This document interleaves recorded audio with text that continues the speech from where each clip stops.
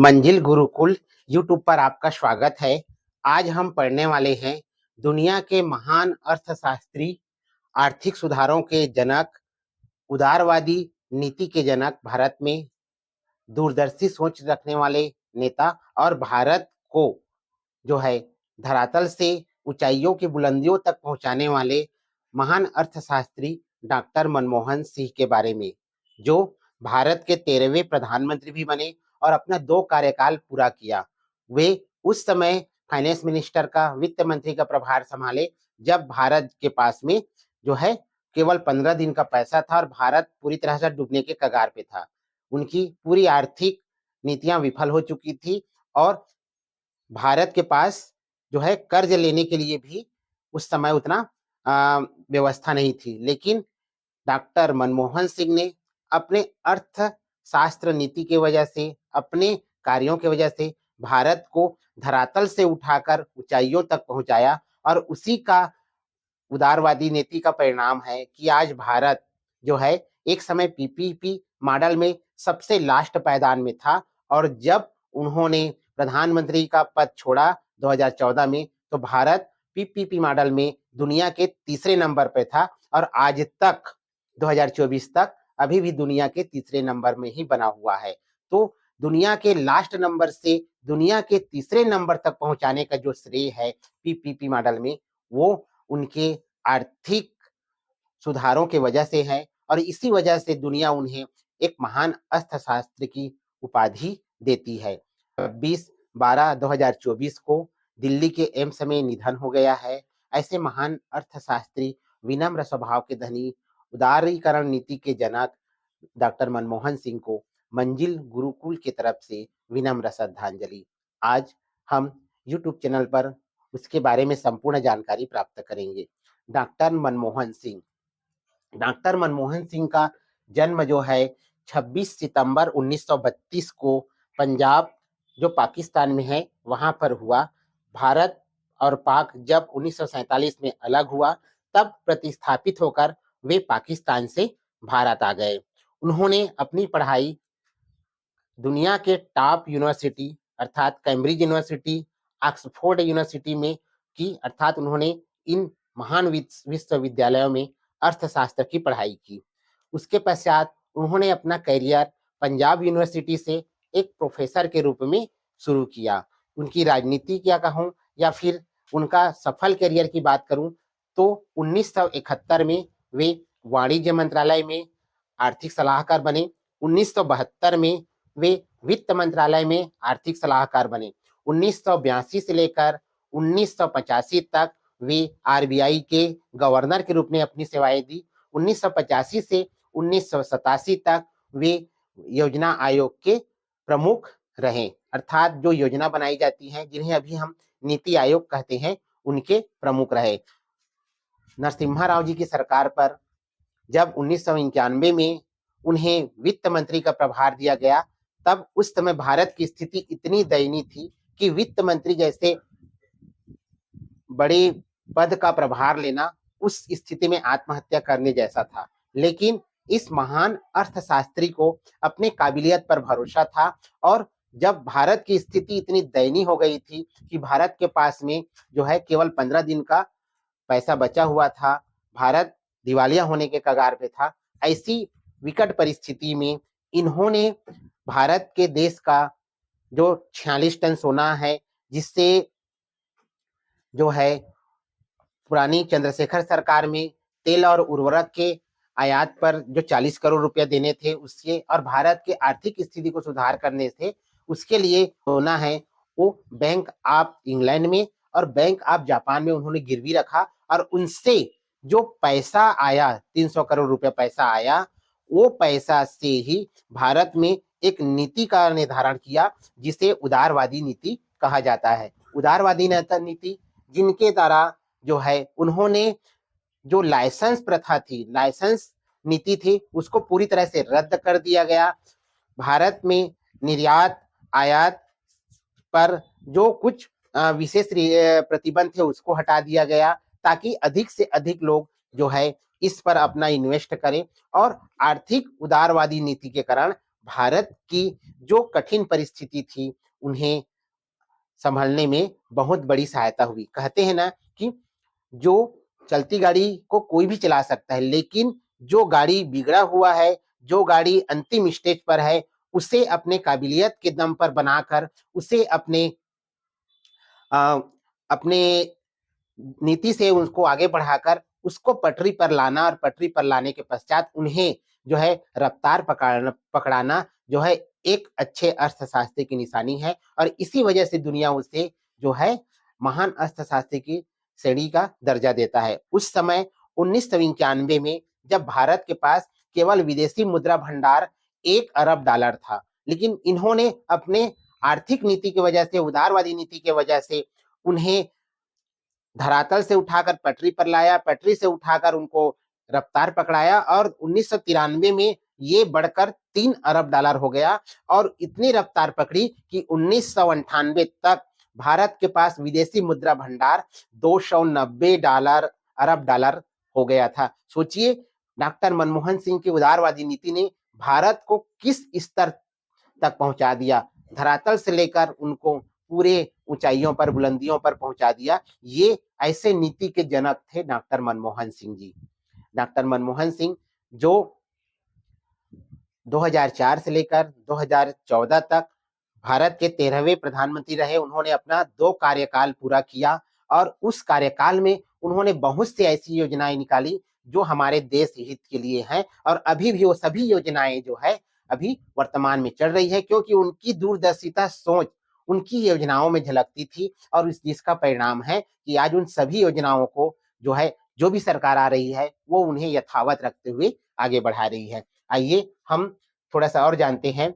24 जुलाई 1991 का वो दिन, जिस दिन आर्थिक आजादी का दिन कहा जाता है, उस दिन डॉक्टर मनमोहन सिंह ने ऐसा बजट पेश किया था जी आर्थिक सुधारों के लिए कहा जाता है, और उस दिन उदारवादी नीति की नींव रखी थी, लाइसेंसवादी नीति को खत्म किया था, आयात निर्यात की नीति को बदला था, और उन्होंने जो है पीपीपी मॉडल, जो उस समय सबसे न्यूनतम था, भारत सबसे निचले पायदान था, उसको आगे बढ़ाते हुए 2014 तक उन्हें दुनिया के तीसरे नंबर पर लाकर खड़ा कर दिया था। इसलिए मैंने कहा था कि धरातल से लेकर बुलंदियों की ऊंचाइयों तक, विकास की ऊंचाइयों तक जो पहुंचाने का काम किया था वो डॉक्टर मनमोहन सिंह ने किया था।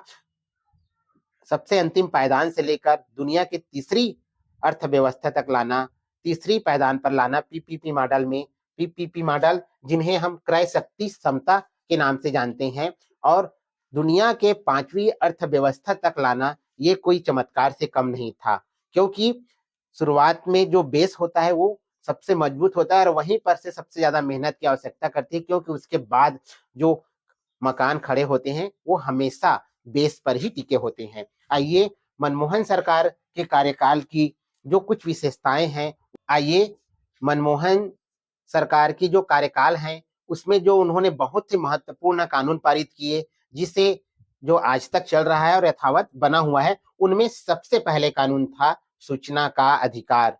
सूचना का अधिकार 2005 उन्होंने सबसे पहले लागू किया। यह एक ऐसा अधिकार था जिसे पूरे भारत के किसी भी व्यक्ति के द्वारा जो है इसका उपयोग किया जा सकता था। उस समय जिस समय अधिकारियों का बोलबाला था, बड़े बड़े संस्थानों में लोगों को प्रवेश करने नहीं दिए जाते थे, उस समय जिस समय जो है आपकी बातों को सही ढंग से सुना नहीं जाता था, उस समय उन्होंने सूचना का अधिकार दिया, और जो है आप एक कागज पर, एक निवेदन पर, एक आवेदन पर आप उस सरकारी संस्थाओं की और उस अधिकारियों के द्वारा किए गए कार्यों की जानकारी आप जो है मिनटों भर में प्राप्त कर सकते हैं। ना केवल प्राप्त कर सकते हैं, बल्कि उसको जवाबदेही भी बनाया गया उस अधिकारियों को कि आपको एक निश्चित समय पर जो है सूचना के अधिकार के तहत मांगी गई कोई भी जानकारी है उसे आपको देना ही पड़ेगा। अगर आप नहीं देते हो तो आपके ऊपर उचित कार्यवाही की जाएगी। यह जो अधिकार है आज के जागरूक लोगों के लिए, जागरूक मतदाताओं के लिए, जागरूक व्यक्तियों के लिए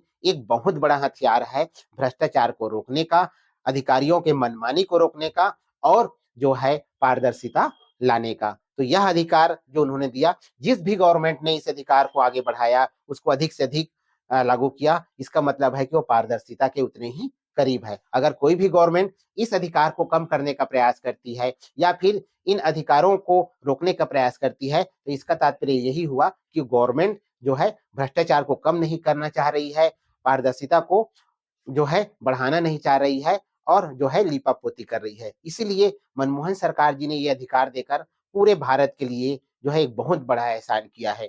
दूसरा आते हैं भारत अमेरिका परमाणु डील। जैसे कि आप जानते हैं कि इंदिरा गांधी ने सबसे पहले, उसके पश्चात स्वर्गीय अटल बिहारी वाजपेयी ने दूसरे बार जो है परमाणु विस्फोट किए हैं।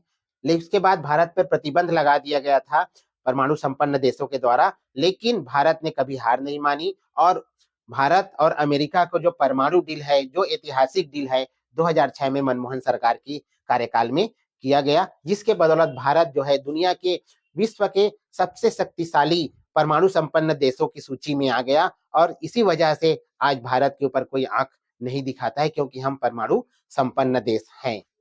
मनमोहन सरकार का तीसरा सबसे बड़े कानून था आरटीई अर्थात शिक्षा के अधिकार। शिक्षा प्रत्येक परिवार के लिए, प्रत्येक बच्चों के लिए और प्रत्येक समाज और सभी देशों के लिए आवश्यक है। जिन्होंने शिक्षा को हथियार बनाया, वो देश, वो समाज, वो व्यक्ति आर्थिक, सामाजिक और राजनीतिक सभी दृष्टि से सफल हुआ है। इसीलिए मनमोहन सरकार ने शिक्षा के अधिकार को मौलिक अधिकार बना दिया और 6 से 14 वर्ष तक के सभी बालक बालिकाओं को शिक्षा देना अनिवार्य कर दिया। इसमें केवल सरकार की ही जिम्मेदारी नहीं है, बल्कि अब माता पिता की भी जिम्मेदारी है, उनके पेरेंट की भी जिम्मेदारी है कि अपने बच्चों को वो अपना अमूल्य समय देते हुए शिक्षा को बढ़ावा दें। उसके पश्चात आता है भूमि अधिग्रहण कानून। एक ऐसा कानून है जिसमें भूमि जो विकास कार्यों के लिए अधिग्रहण किया जाता था, उसमें जो है उन्हें कम मुआवजा मिलता था, लेकिन इन्होंने कानून बनाया कि उन्हें अधिक से अधिक मुआवजा दिया जाए, उससे 2 गुना 3 गुना मुआवजा दिया जाए, ताकि जिनका भी जमीन जो है सरकार आर्थिक विकास के लिए ले रही है, उनकी भविष्य जो है सुरक्षित रहे। और इसी वजह से उन्होंने भूमि अधिग्रहण कानून लाया। अब आते हैं मनरेगा। मनरेगा, भारत गांव का देश है और गांव का विकास तभी होगा जहां पर शिक्षा होगा, स्वरोजगार होगा और स्वास्थ्य होगा। शिक्षा को उन्होंने तो अपना कानूनी अधिकार दे ही दिया। अब बारी थी स्वरोजगार की। स्वरोजगार के लिए अर्थात रोजगार की बारी थी। रोजगार के लिए उन्होंने एक ऐसा कानून लगा जिन्हें महात्मा गांधी जो है रोजगार गारंटी योजना के नाम से जाना जाता है, मनरेगा के नाम से जाना जाता है।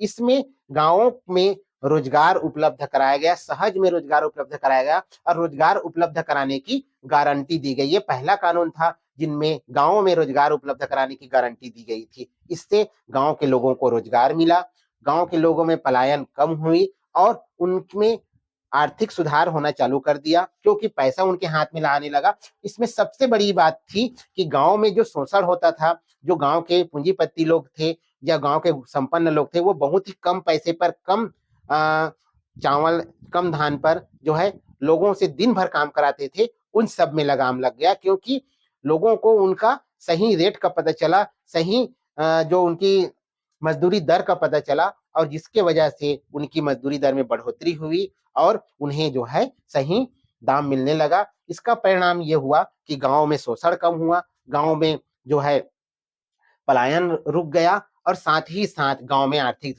सुधार होना चालू हो गया। इस पूरे कार्यक्रम की जो है पूरे विश्व में प्रशंसा हुई और विश्व बैंक ने इसको सराहा। साथ ही साथ दुनिया के सबसे बड़ा लोक निर्माण योजना के रूप में पूरे विश्व ने इसको माना, क्योंकि इसमें हर गांव में जो है रोजगार उपलब्ध कराना अनिवार्य था और जहां रोजगार होगा वहां आर्थिक संपन्नता जरूर बढ़ेगी। इसीलिए इसे दुनिया का सबसे बड़ा योजना माना गया। ये मनमोहन सरकार की सबसे बड़ी देन थी। उसके पश्चात आते हैं पहचान हेतु आधार कार्ड। आज बिना आधार कार्ड के आप एक भी काम नहीं कर सकते, अर्थात आपके हर चीज में आधार कार्ड चाहिए। जब इन्होंने आधार कार्ड बनाया तो विपक्ष में लगे लोगों ने इनकी इतनी बुराइयां की, इतनी बुराइयां की कि आधार कार्ड है, ऐसा है, वैसा है, और आज वही लोग आधार कार्ड को हर चीज में अनिवार्य बना रहे हैं। कि समझ जाइए कि इनकी सोच कितनी दूरदर्शी थी। आधार कार्ड का निर्माण किया उन्होंने 2009 में। भारतीय विशिष्ट पहचान प्राधिकरण का गठन किया और इस योजना को भी जो है संयुक्त राष्ट्र संघ ने बहुत ही सराहना किया, बहुत ही अच्छा माना, और ये अच्छा उस समय माना, आज भी अच्छा है, क्योंकि आज एक भी काम हमारे आधार कार्ड के बिना नहीं होता है। उसके पश्चात आता है राष्ट्रीय खाद्यान्न सुरक्षा कानून। चूंकि भारत गरीबों का देश है, भारत में जो है रोजगार सहज रूप में उपलब्ध नहीं है, गवर्नमेंट ने प्रयास किया, इसके साथ साथ उन्होंने कहा कि एकाएक एकाएक जो है गांव में वृद्धि नहीं हो पाएगी, इसलिए हम उसके भोजन का हम ख्याल रखें। और भारत के 2/3 लोगों को उन्होंने बहुत ही कम दर पर, यानी कि सब्सिडी पर खाद्यान्न उपलब्ध कराया, ताकि लोगों को खाने की भी चिंता ना हो और उन लोगों के हाथों में पैसा आए, जिससे पूरे भारत के गांवों में चहुमुखी विकास हो। जब गांव में सही में रियल में विकास होगा, तब शहरों में भी विकास होगा, और जब शहरों में और गांव में दोनों में विकास होगा, तब जो है हमारे देश का विकास होगा। इसीलिए उन्होंने बहुत ही दूरदर्शी सोच के साथ ऐसा जो है योजना निकाला। इस तरह से मनमोहन सरकार की बहुत सी योजनाएं थी, जो जो है बहुत ही अच्छी रही, बहुत ही सफल रही, और जिसका आज भी जो है परिपालन हो रहा है, संचालन हो रहा है। उसके पश्चात जब पक्ष है विपक्ष है, कार्य अच्छे करोगे तो बहुत सी चीजें भी आती हैं। मनमोहन सरकार में जो है महंगाई एक बहुत बड़ी मुद्दा रही। हालांकि महंगाई आज भी बहुत बड़ी मुद्दा है, लेकिन उस समय भी यह बहुत बड़ी जो है मुद्दा रही है। 2G घोटाला, स्पेक्ट्रम घोटाला आया हुआ था मनमोहन सरकार में, उसके पास कोयला घोटाला आदि अनेक प्रकार के घोटाले भी सामने आए। कई को सुप्रीम कोर्ट ने खारिज भी किया, लेकिन कई ऐसे मामले थे, इन सबको बहुत अच्छे से विपक्ष ने उठाया, और इसी का परिणाम था कि 2014 में जो है कांग्रेस जो है ने अपनी सत्ता गंवाई, और उसके पश्चात बीजेपी का शासन आया। मनमोहन सिंह जी, डॉक्टर मनमोहन सिंह जी जो है बहुमुखी प्रतिभा के धनी थे। अपने व्यवहार के कारण, अपने शालीनता के कारण जो है वो हमेशा दुनिया में जाने जाते थे। उनका कहना था कि शालीनता रह के काम करना और उसे सफल बनाना एक अच्छे जो है अर्थशास्त्री की निशानी है, क्योंकि हमें बोलना कम और काम अधिक करके दिखाना है। इसी उद्देश्य से चलते हुए वे केवल उन्हीं का जवाब देते थे जो उचित लगता था, जो नाप तौल के रहता था, और इसी वजह से मनमोहन सिंह को दुनिया जो है सराहती है। 2010 में जो है टोरंटो, जहां पर G20 का शिखर सम्मेलन हुआ था, वहां पर बराक ओबामा जी ने कहा था कि जब अर्थशास्त्रिक मुद्दे पर, बहुत से मुद्दे पर जब डॉक्टर मनमोहन सिंह जी बोलते हैं, तो उसे न केवल भारत बल्कि पूरी दुनिया सुनती है। ऐसा अमेरिका के राष्ट्रपति का वक्तव्य था, जो उनके जो प्रतिभा को दर्शाता है, उनकी कामयाबी को दर्शाता है। आज जो है 26 दिसंबर है, और 26 दिसंबर के दिन जो है ऐसे अर्थशास्त्री, ऐसे महान विचारक, ऐसे उदारवादी नेता, ऐसे दूरदर्शी सोच रखने वाले डॉक्टर मनमोहन सिंह का निधन हो गया है। पूरा देश आज जो है शोक में डूबा हुआ है, और मंजिल गुरुकुल जो संस्थान है वो भी आज शोक में डूबा हुआ है। हम पूरे मंजिल गुरुकुल संस्थान की तरफ से डॉक्टर मनमोहन सिंह जी को विनम्र श्रद्धांजलि अर्पित करते हैं। धन्यवाद।